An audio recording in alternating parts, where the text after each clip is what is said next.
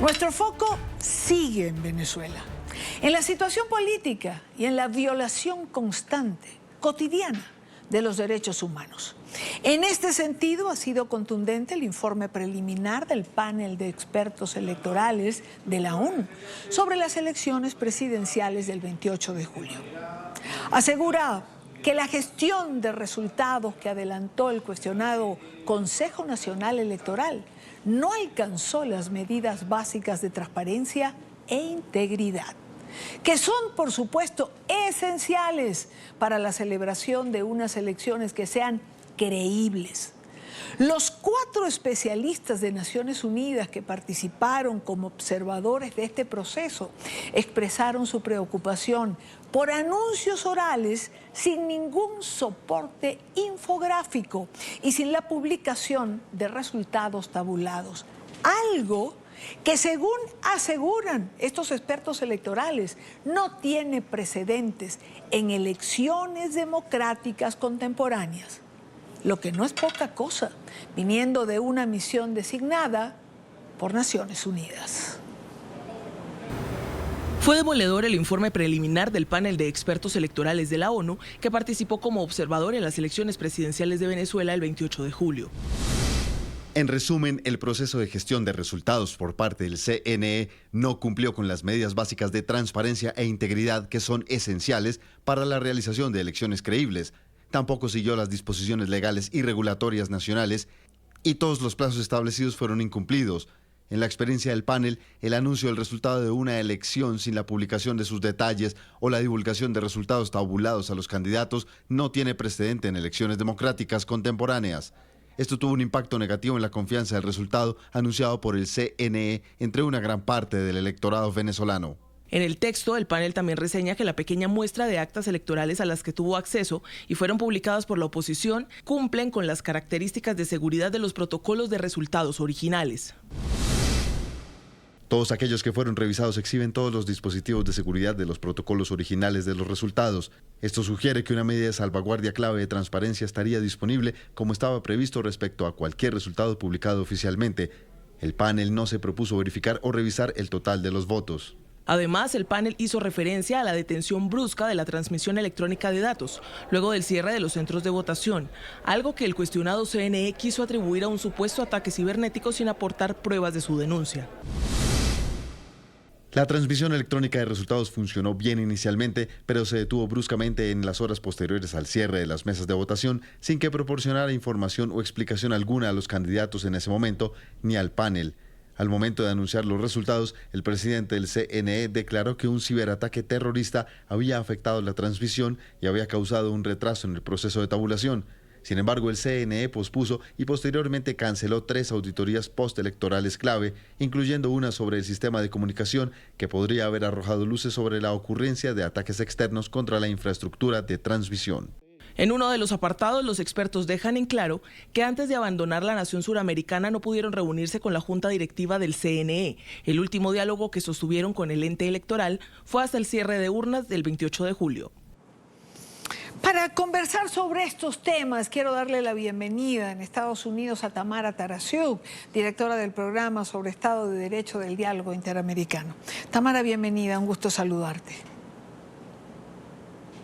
Hola, Idania, siempre un gusto conversar contigo.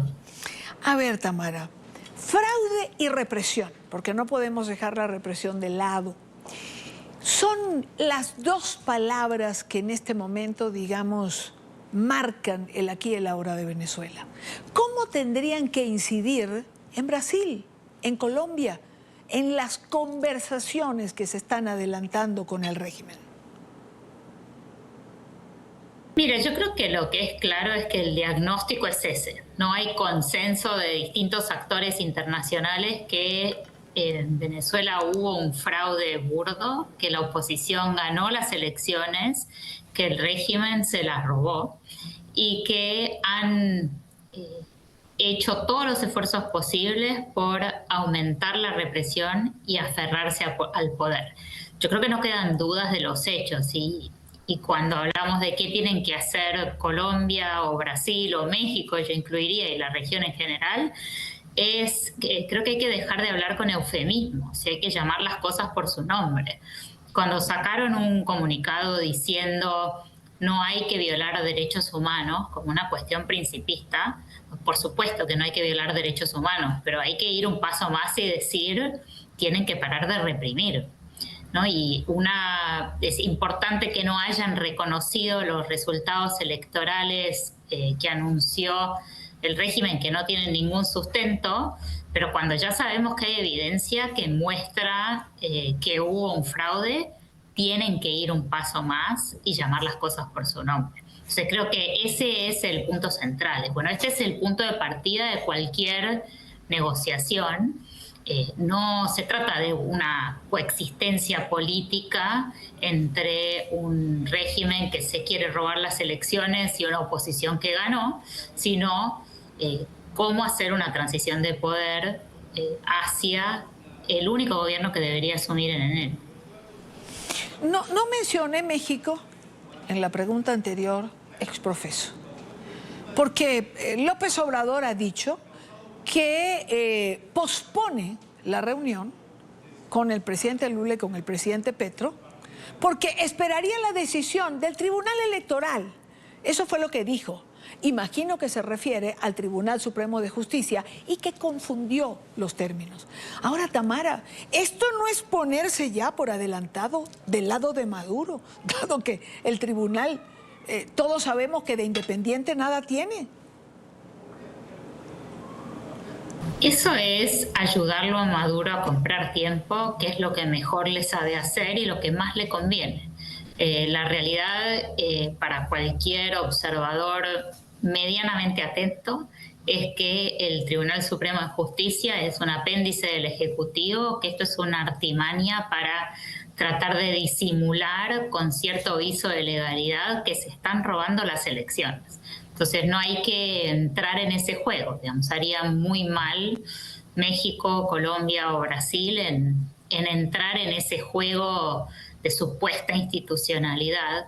Y esto, Idaña, también nos tiene que hacer acordarnos de qué es lo que pasó en Guatemala el año pasado, ¿no? Hay una diferencia grande entre la situación de Guatemala y la de Venezuela, y es que en Guatemala hubo una autoridad electoral que reconoció el resultado de Bernardo Arévalo como ganador, pero la realidad es que lo que intentó hacer el gobierno de Yamatei en Guatemala en su momento fue aprovecharse de las instituciones del país para tratar de evitar que Arévalo asumiera la presidencia.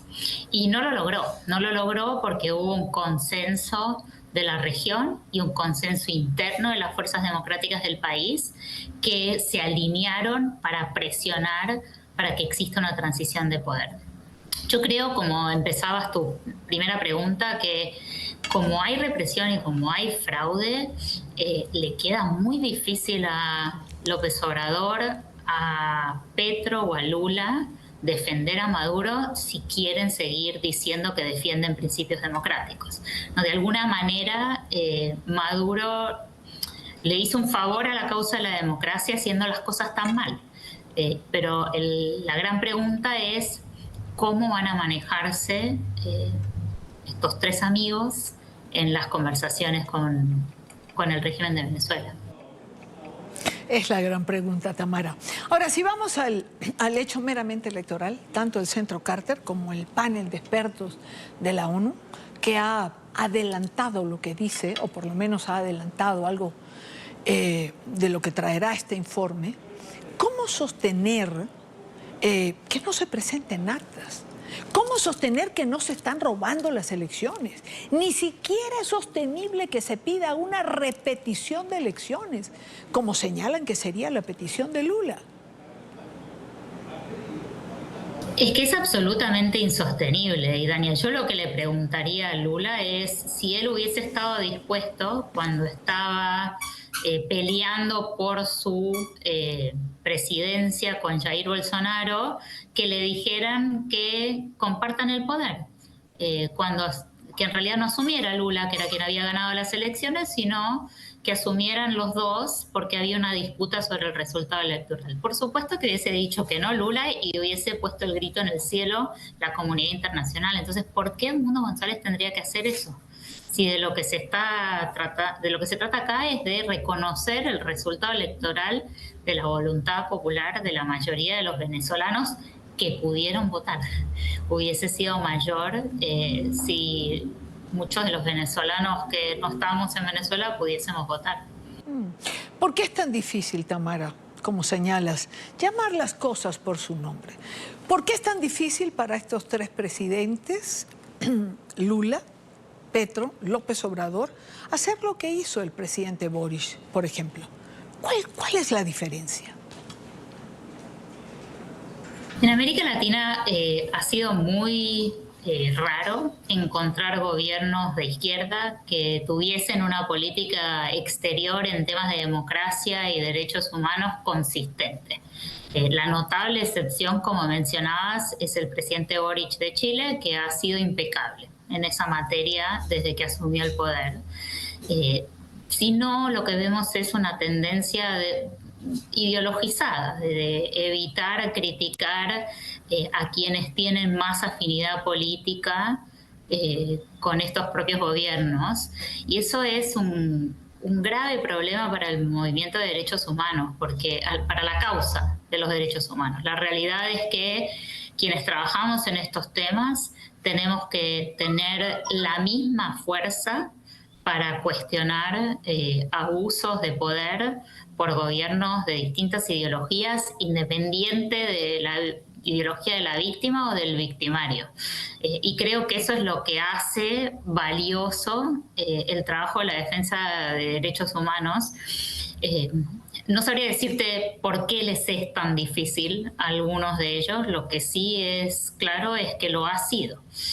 Pero bueno, creo que pensando un poco en la situación actual de Venezuela, esta situación es tan burda, y Dania, lo que está ocurriendo en materia de represión y del fraude, que no queda ningún viso de intento democrático, de legalidad, que permita justificarlo por parte de ningún gobierno medianamente decente ni que se diga democrático. Quiero agradecer a Tamara Taraciuk, directora del programa sobre Estado de Derecho del Diálogo Interamericano. Gracias por acompañarnos, Tamara. Muchísimas gracias a ustedes.